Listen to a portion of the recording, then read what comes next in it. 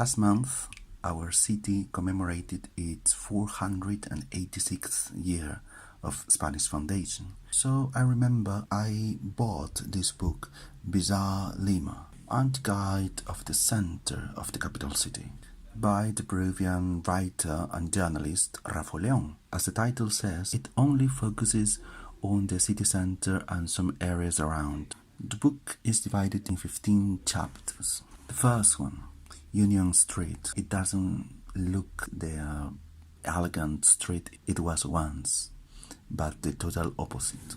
Empty land. Every time I go to the city center and I see those old houses, I feel a sense of sadness. Street food. And yet you can find any type like caldo de mote, chanfainita.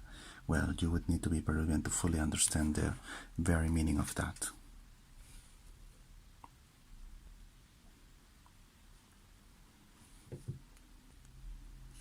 Definitely one of the most colorful and interesting chapters in this book, where viceroys are buried.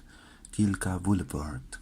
I loved to wander along that street, Quilca and also Camaná, because I would find book fairs like this.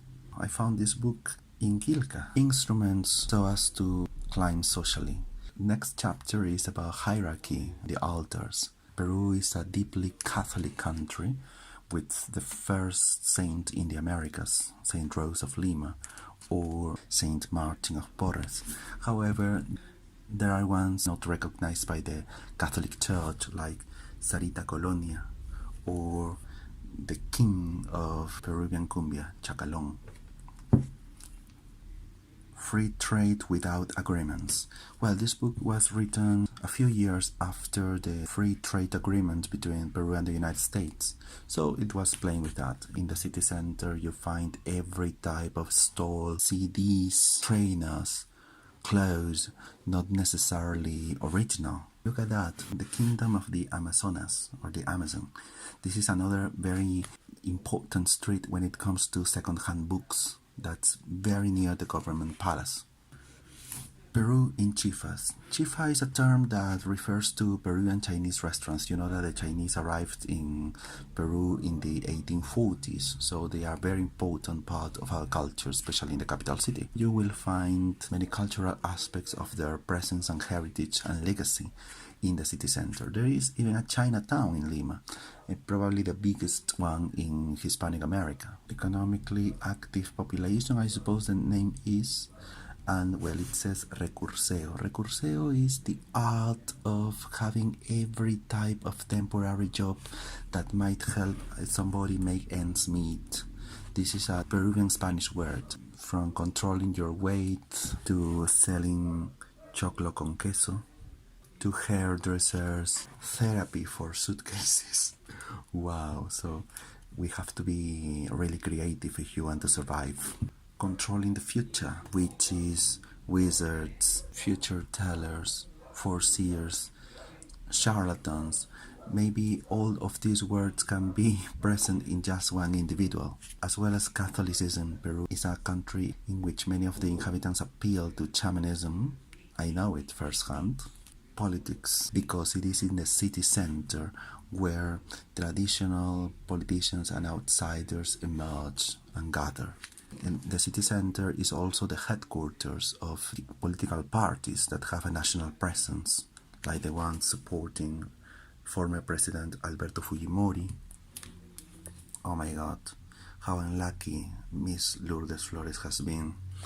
La Casa del Pueblo, or the House of the People, by APRA, the political party of Alan Garcia, an ex-president.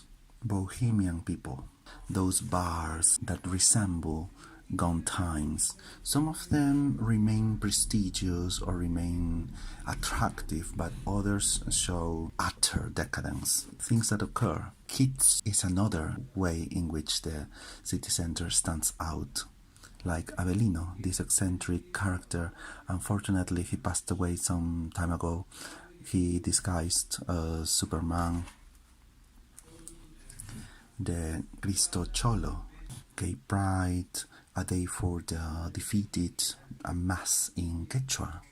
at the Cathedral of Lima. I didn't know about it. Backpackers. Lima is a very attractive city for backpackers, even though it is commonly eclipsed by Cusco and Machu Picchu. There are many hotels and hostels in the city center. It does have toilet paper. Yeah, I remember that a Chilean airline called LAN or LATAM showed a video in its flight. It showed the worst face of Lima. Of course, it was a very, very bad intention. Well, it shouldn't surprise us, of course. Night. Not so good, not so bad. This book had to end with the sex market, which is forever and wherever present in the city center. Although, from what I have read, not everything is about sex or prostitution. There are also peñas, which are kind of traditional bars. However, perhaps one thing does not exclude the other. So, as I said at the beginning of this video, after 15 years of its publication, it's time it was published again. Many things remain. However, many other things are gone forever. I would like to send my greetings to all the Limeños and also the people from other places who have chosen Lima as their new home. Bye bye.